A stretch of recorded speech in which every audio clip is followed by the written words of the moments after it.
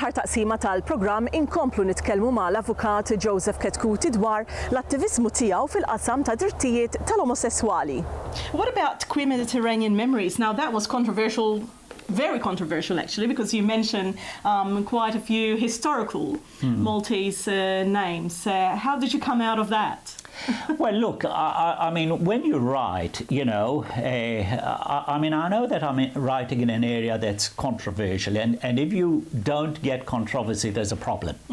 I didn't go out to create a controversy, but at the same time, I didn't mind it. But it helps as well. Absolutely. You know, I mean, why should people, you know, why should gay men and lesbians in Malta not know or be completely ignorant of their gay past? What that book did, I think, it did a number of things. I think in many ways it saved the subculture that existed in Balzonetta, in Floriana, and also Straight Street. Many of those drag queens have died. No one has kept any records. I'm the only one who kept any records, and they're there. You also have seen, you know, photos of cooking here, because this is the Malta gay room. Exactly. So this is the. Tell us more about this room. Yeah. Well, I'll tell you something about Cookie. Cookie, his name was Carmenu Preka, and I think Don George Preka was the brother of his grandfather. Right. Okay. He lived in Floriana. This is what I call the Malta gay room. I've got a letter over there by. Mabel Scicluna, sorry, my mind went blank. And that's a letter addressed to my father. My father used to be the night editor of Ilberta before we came to Australia. And so speaking of your father is? George Chetcuti. George Chetcuti, yeah. And my uncle, of course, is Jose. And Jose Chetcuti, very well known. Okay. And my father used to say a number of things, and I think a lot of people, a lot of straight men and straight women, you know, give us hints without realizing. And my father occasionally would say, you know, Mabel didn't like men, or something like that, you know, and you put all these things together and you know exactly what they really meant without actually meaning it.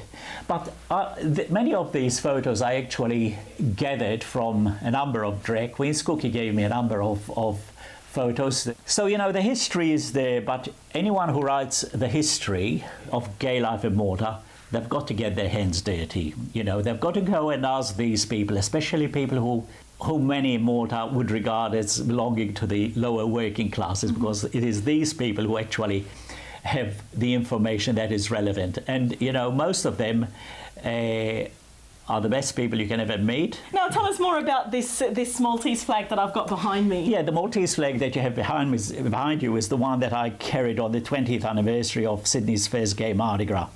And that was important, of course, because it also created criticism.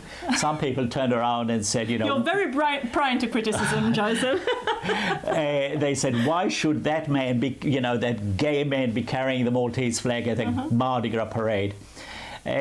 But, you know, why shouldn't I? I'm Maltese like everyone else. In fact, you know, when you come to Australia, it's probably more likely that you are more Maltese than some of them back home, because we tend to appreciate what we left behind. A lot of the people in Malta take what they have for granted. Joseph, if we go back to that walk in the park in 1978, what does it mean to you as a out and proud Maltese Australian gay activist and as an author? I think if I look, you know, at myself in a mirror, I see a lot of things. I see someone who has changed. I wouldn't say changed for the better, but I think I am more honest, more truthful to myself.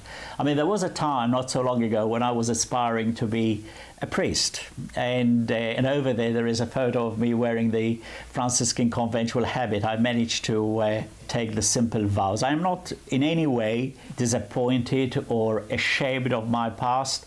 In fact, I'm proud of it. I think going through the church and going through the studies in theology and philosophy has really helped me to accept myself, which is a strange thing to say.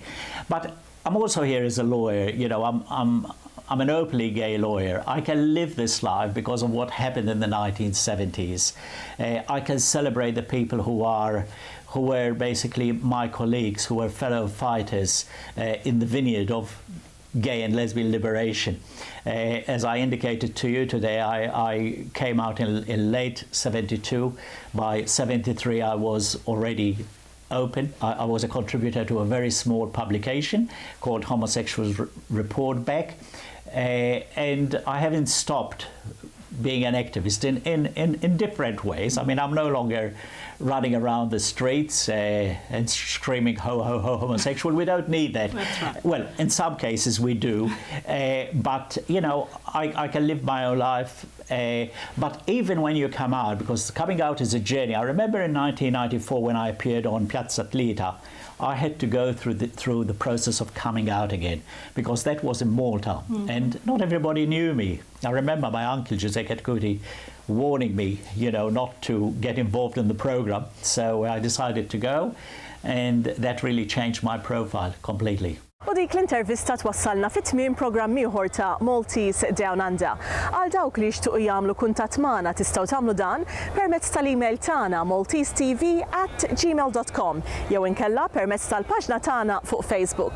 Jiena Marlene nagħtikom appuntamenti ieħor għal bħalhom ġimgħa fl-istess ħin. Saħħa!